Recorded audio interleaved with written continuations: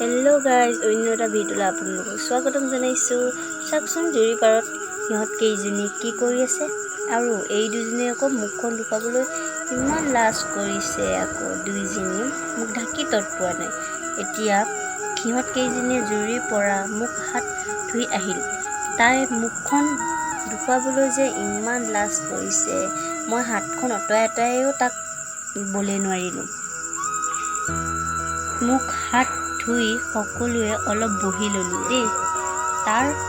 আৰু চাওকচোন, তাই আকৌ ফটো উঠিছোঁ বুলি একে প'জ দি আছে। চাওকচোন এইজনী কি যে হ'ব।